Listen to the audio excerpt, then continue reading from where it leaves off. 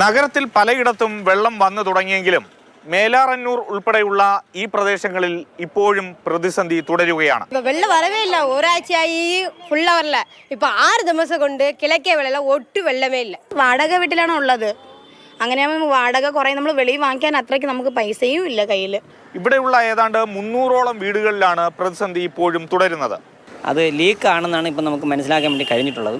ആ ലീക്ക് പരിശോധിക്കുന്നുണ്ട്. വേറെ 1-2 സ്ഥലങ്ങളിലും കൂടെ തോണ്ടുന്നുണ്ട്. നേരത്തെയുള്ള ലീക്കിൻ്റെ ഭാഗമാണ് ഇപ്പം ചെയ്യുന്നത്. ശാശ്വതമായ പരിഹാരം ഉണ്ടാക്കുന്നതാണ് ഇപ്പോഴത്തെ ഈ ഒരു സംവിധാനം കൂടെ.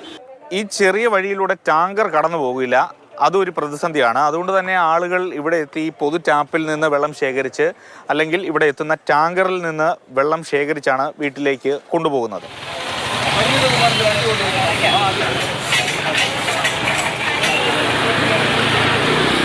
ഈ ഭാഗത്തേക്ക് പോകുന്ന പൈപ്പ് ലൈനിലെ തകരാറാണ് പ്രതിസന്ധിക്ക് കാരണം.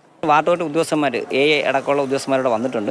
അവർ അതിനുള്ളൊരു ഇലക്ട്രോണിക് സംവിധാനമുള്ളൊരു യൂണിറ്റ് ഉണ്ട്, അത് കൊണ്ടുവന്നിട്ട് നോക്കും. പക്ഷേ ഭൂമി സൈലൻ്റ് ആയിരുന്നാൽ മാത്രമേ ആ യൂണിറ്റിൽ ഈ ലീക്ക് കണ്ടുപിടിക്കാൻ വേണ്ടി കഴിയത്തുള്ളൂ എന്നുള്ളതിൻ്റെ സാങ്കേതിക വശം.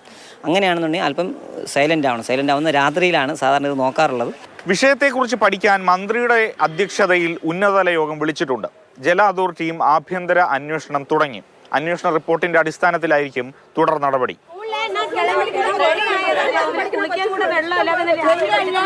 ജലവിതരണം തടസ്സപ്പെടുത്തിയുള്ള അറ്റകുറ്റപ്പണികൾ നടത്തുന്നതിന് മുമ്പ് ക്രൈസിസ് മാനേജ്മെന്റ് യോഗം വിളിച്ച് സ്ഥിതിഗതികൾ വിലയിരുത്തണം, അതിന്റെ പ്രത്യാഘാതങ്ങൾ പഠിക്കണം. ഇത് ലഘൂകരിച്ചതാണ് ഈ പ്രശ്നത്തിന് കാരണമായത്. ഇനി മേലാൽ ഇക്കാര്യങ്ങൾ ആവർത്തിക്കരുത്. AK Stephen, Mathrubhumi news, Thiruvananthapuram.